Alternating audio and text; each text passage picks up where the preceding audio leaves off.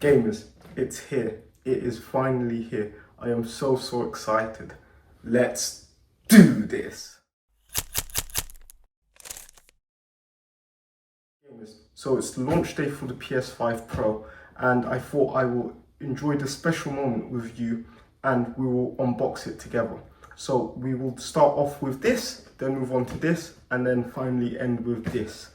But yeah, without further ado, let's get into it. All right, let's start off with the vertical stand. So I traditionally always have kept my PS5 stood vertically, and it's a bit disappointing that even with the Pro console, this is not included, but I guess cost-cutting measures and all of that jazz.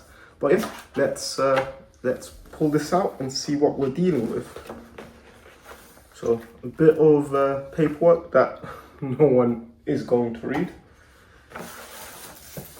and the actual stand. Ooh, okay, so I mean, it looks good. Yeah, it looks really good. It's very minimal versus the OG stand that came with the OG PS5.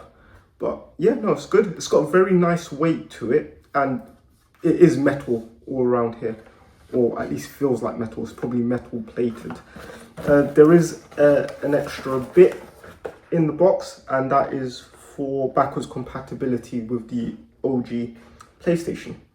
But yeah, and there is a screw in there, which I presume will be to attach this to the new console. But yeah, one down, two to go. Okay, next up, the disc drive. Now here in the UK, this is sold out everywhere. I was fortunate enough to have decided to pre-order this, I think maybe last month or the month before that. So I've had this for a while, just sat here on my gaming setup, essentially collecting dust. But I am a big fan of physical media, and I own probably 90% of my games that I actively have gone out to purchase are all physical. So this was a must for me. Again, hugely disappointing that the Pro console, the enthusiast console from Sony, does not come with a disc drive, which is probably telling for the PS6. But yeah, here we are. I've managed to secure one. I'm hoping that this is actually forwards compatible with the PS6, but you know, Sony have done strange things in the past, so yeah. But without further ado, let's get into it. Okay, so you do get right at the top in here, you do get these plastic stands, which I originally was not a fan of this, but you know what? It's a very minimal, unsuspicious design. I'm not going to be using this, but I'm not mad at it. But yeah, I will just pop that to the side. Okay, so this is the plate. It's really nice. It's got the PlayStation symbols at the bottom. Yeah, no, this is quite cool. So with the plates, the button plates do fit on the PS5 Pro. The top plates for the current Slim do not. That is the most bizarre thing design choice, but you know, Sony has their reasons. But yeah, that is definitely going on the console. And here it is, the disc drive. Yeah. Again, this has got a very nice weight to it. Yeah, so when you do attach this to your console, you will need to authenticate it online. And it's a one-time thing unless you swap it from one PS5 to the other. And once that authentication process is done, this will then be able to be used offline. But yeah, it's a disc drive. Time for the main event, the reason why we are all here, right? Yeah, so without further ado, let's before we open it, let's just take a tour of the box, I guess. So right here, it clearly highlights that this is a disc-free console. Again, I can't believe that the Pro machine is disc-free, but yeah, it's got the 4K 120 hertz. It's got the 4K 120 hertz and HDR logos over here. It's very poignant that they've removed the 8K logo from the box, even though this console will have at least 2 8K games, so that's GT7 and F1, I believe, will be able to output in 8K. But yeah, just the logo and the contents of the box at the bottom, and then on the back it literally just says Witness Play Unleashed, PSSR, optimal console performance and advanced ray tracing. So yeah, it's again, Sony's box designs this generation have been very minimal, very simplistic, and it is, yeah, just your standard console PlayStation box. Okay, so I struggled to get it out of the sleeve, but it's finally out. And yeah, let's actually unbox this beast of a machine. So right at the top, you do get more stands. Actually, let's just compare the ones you get in the box with the ones that you get with the disc drive, and yeah, they are different. So the ones you get in the box are significantly smaller than the ones you get with the disc drive, and again, that does make sense. The disc drive will add a bit of depth to the console when it's laying horizontally. So yeah, not really seen anyone mention that, but yeah, they are different. So yeah, in the box you do get a standard UK plug. This does look ever so slightly different to the version you get with the PS5. In fact, I would say it's a bit thinner, which is always good. That is brilliant, because I know I sometimes struggle to find space to plug thicker plugs in to the wall. But yeah, we will be needing that. Okay, so you now get a USB-C to USB-C charging cable in the box as well, which is highly beneficial. You only get one of these per PS5, so no DualSense actually comes with one of these. So would highly recommend to keep this on hand nearby, just to, you know, charge up your DualSenses. You do get a HDMI cable. Now, one thing to note is if you are coming from a PS4 or any consoles from that generation and upgrading to a PS5, definitely use the cable in the box, because this is ever so slightly different to the HDMI cable that came with the previous generation of consoles. This will essentially allow you to get 4K 120 hertz. So yeah, use this HDMI cable. But if you do have a standard PS5 and you're upgrading like I am, then yeah, the HDMI cable that came in the box is sufficient enough to power those marvelous new graphics we are all waiting for. And then a new DualSense, which feels absolutely fantastic, which is a bit worrying because my DualSense feels a lot more grubby than this one. I won't actually be using this one. I am going to transition to black plates for the PS5 Pro when they become available. Sony terminology there. And I will probably pick up a new black DualSense to go with it. But yeah, standard DualSense pad. Not sure why they didn't include the DualSense Edge. I guess it would have significantly marked up the price. But again, this is the enthusiast console. It's already expensive. So, I mean, adding a bit more of an expense by including a dedicated professional pad would have been a very, very nice touch. Ooh. Okay, so not sure if you'll be able to see it on camera, but essentially it says to lay this flat and then pull out the console. So that's what we're about to do. Okay, and then right at the bottom of the box, there are a bunch of, again, instruction manuals and stuff that we are all going to read, right? Well, I mean, I definitely should read this. It's just flown out at me, but yeah, I'll read those later. So yeah, this does feel significantly lighter than the original OG PS5. Then again, it does not have the disk drive installed. But yeah, this is, wow. I actually cannot believe that this is it, right? This is the PS5 Pro. Again, it does feel significantly like just smaller to hold in the hand. There it is. You can see my own reflection. But yeah, no, this is a beautiful machine. Honestly, like I wasn't a massive fan of the racing stripes that give it all its extra horsepower, but just seeing it in person, I do think, yeah, this is a marvelous machine.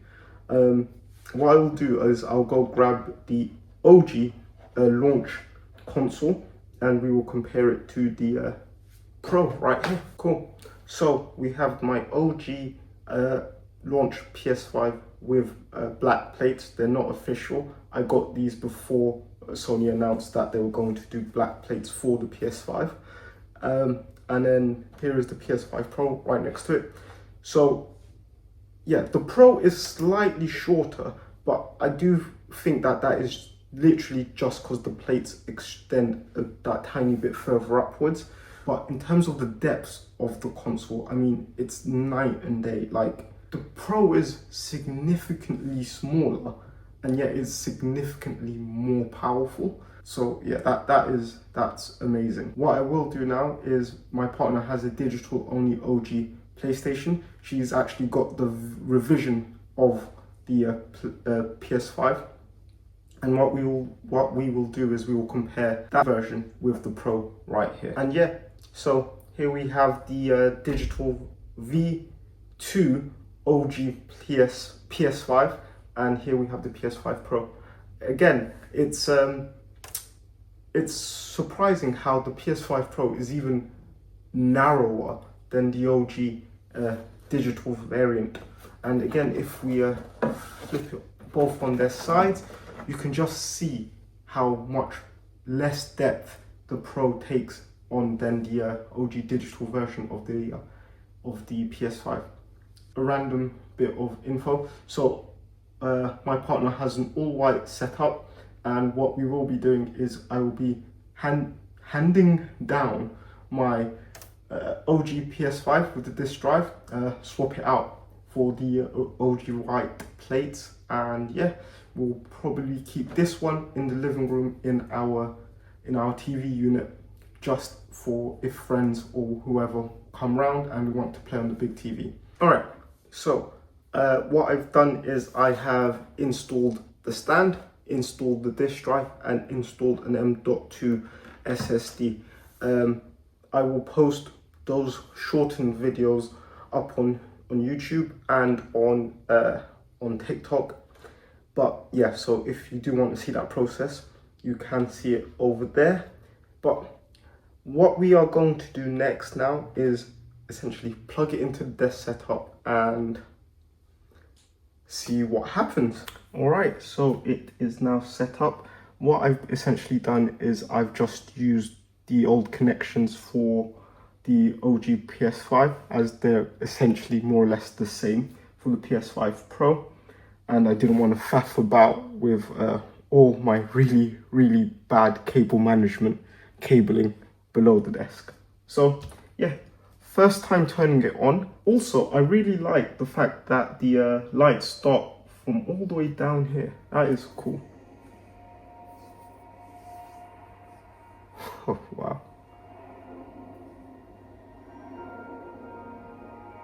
That is awesome. Yeah, it's I'm just gonna set up the console, and then we will be back shortly. Okay, so we are now back after all the updates, and it's now asking to set up the M.2 SSD. Cool, and it says that we are ready to use that. Cool, I'm going to choose the optimized experience. Okay, so it's just done its authentication for the disk drive to the internet. It now says that it's been registered and it's connected to this PS5, so that's all well and good. So yeah, it's now registering and it's now been registered and connected. So I've now enabled console sharing and offline play, and that is just on the basis that my partner has access to my account on her PlayStation, so we can essentially game share, which is a benefit of digital games. And I'm hoping that my save data will transfer from the cloud.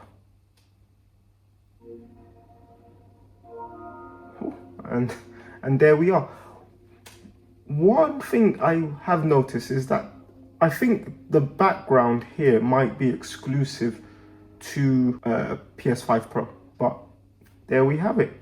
A lot of the games that I have installed on the M.2 SSD are available on here, and let's just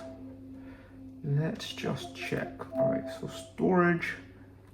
Yep, the M.2 drive is here, and the external hard drive is also here. So yeah, they are hot swappable, and that is great. I did mention that the first game I would play on here would be Horizon Forbidden West, and so let's do that together.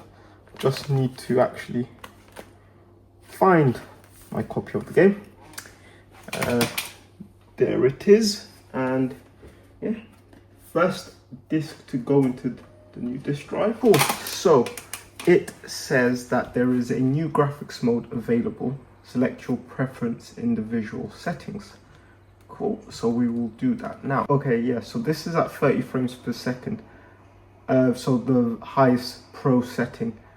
And yeah, it's odd because I remember playing this game and me thinking that, not that it looked dull necessarily, but I felt like there could be a bit more of a high saturation. And yeah, I can instantly see that here. But yeah, I can also surprisingly feel that this is a 30 FPS game. So what I'm going to do is I'm going to try a different mode. So this is high fidelity at 60 frames per second. Yeah, so yeah, it definitely does feel a lot smoother. Oh my, wow. The funny thing is, right, I can't necessarily tell the difference between the two modes, but it does feel smoother and it does look really good. Like, it almost looks like a painting. That's the only way I can describe it. Oh yeah, no, it looks, wow. And that red, oh my god, this game is gorgeous. I am speechless. This is probably what high-end PC players feel like. Oh, I guess they're probably used to it, but yeah, no, this is beautiful. Well, let's get into my initial thoughts. So, in terms of the overall design for the console, yeah, I absolutely love it. I didn't think I would. I thought it looked a bit odd when it was first revealed, but honestly, seeing it in person, yeah, it is a beautiful, beautiful machine.